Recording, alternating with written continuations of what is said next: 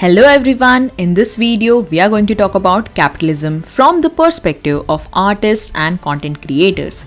We will discuss what capitalism entails, particularly with respect to artists, what does hustle culture look like, what are its pros and cons, and why artists tend to be averse to capitalism. But before we move on, please don't forget to subscribe to this channel for more videos on money, policies and business. So, what exactly is capitalism? What does it look like? How does it affect us? And if capitalism is so evil like its critics claim, then why it is so prevalent? In this video, we shall attempt to answer all these questions and more, so hang on tight. Capitalism, to put it very simply, is a system that promotes private ownership of resources and the operation of means of production in order to make profits. It promotes individuality and competition, leading to rapid innovation and development. For example, the IT industry, specifically with respect to computers and computer software. The rivalry between Microsoft and Apple is nothing short of a battle between giants. The two titans are at the top of the field for the simple reason that they are always embroiled in constant competition with each other in order to be the best. Competition, therefore, is one of the major driving forces that makes capitalism so successful. The best succeed and the others have to do better if they too wish to have a slice of success. This competition is what drives constant innovation and development. This leads us to ask the big question. When there exists a system that constantly drives us to constantly improve and succeed, why do some artists oppose it? Just to be clear, in this video, we are not going to discuss the general criticisms of capitalism, but instead, we shall examine the same through the eyes of artists and content creators. So, why is capitalism so unpopular among artists? To understand this, we must first remember the very nature of art. Art, in its essence, thrives on creativity and beauty, both very abstract and subjective concepts.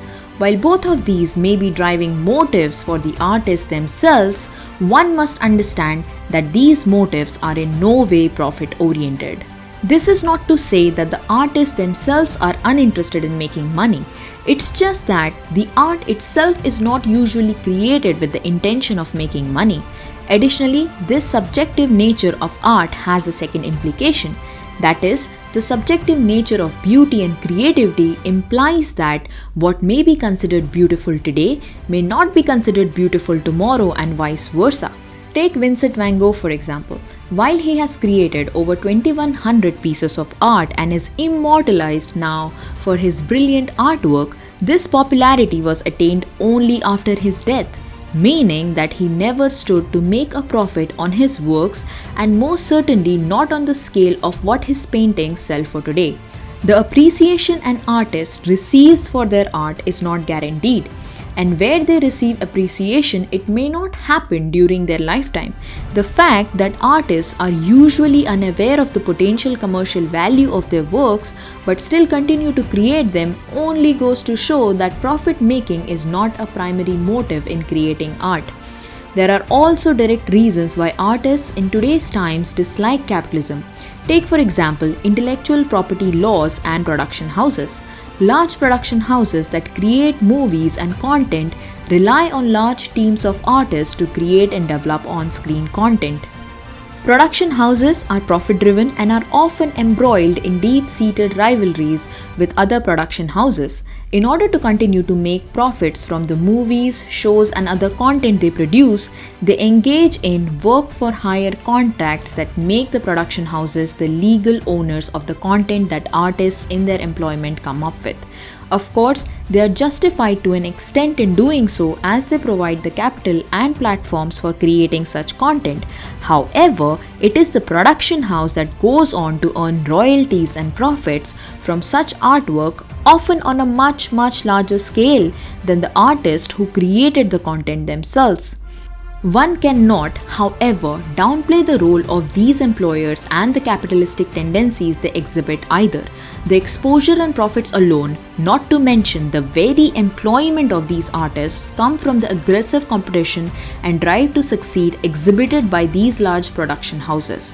The success behind the largely popular Marvel Cinematic Universe and all their movies, shows, comics, and merchandise that are loved and enjoyed by fans throughout the world, and the appreciation it receives can be directly attributed to the large corporation behind it. The divide between the artist and their employers that is depicted here is basically this. Artists generally create content because of their love and passion for art.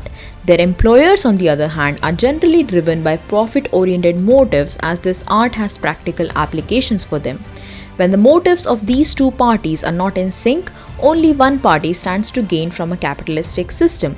The employers usually have far more resources and greater bargaining power than the artists themselves due to the nature of their operations, further putting artists at a disadvantage when it comes to working out deals with their employers. There are a whole lot of other issues as well in a number of niche specific fields of art itself. The popularity of artists and the value of the artwork in current times generally depend on the connections artists have. Auction houses generally create artificial hype in order to raise the value of the art they sell through their own houses. Artists who try to commercialize their work or tools are often ostracized by the art community itself. Take for example the case of Sir Anish Kapoor, who faced massive backlash from the artistic community when he patented Vanta Black, a substance thought to be one of the blackest pigments ever. While the pigment itself was created out of his ingenuity and efforts, his attempts of licensing it exclusively for his and his studio's use was viewed as being exclusivist of other artists throughout the world, leading to staunch criticism. The primary conflict between artists and capitalism can be said to boil down to the motives of the parties involved. However, we would be completely wrong to assume that these are the only factors involved.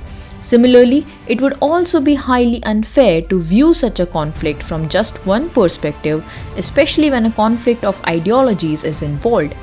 Where the goal of the ideologies are in conflict, it becomes highly difficult, if not impossible, to assess the correct resolution from the perspective of just one, or to seek a compromise between what are two ideologies that are polar opposites of each other. No matter one's views on the topic though, one cannot deny that both art and capitalism have had mutually beneficial relationship in the past and will continue to do so in the future. We have all come across the never-ending debate on the pros and cons of capitalism, from the call to protect free markets to the cries for revolution. Love it or hate it, capitalism is all around us, and it is up to us to look at it through an unbiased lens and make our own assessments on capitalism. This video is brought to you by Shaktiki.org. They are an impact-driven digital marketing agency. Check out their website with the link in the description below. Please like this video and subscribe to this channel for more such videos. You can also share your thoughts in the comment section below. We will see you next time. Take care.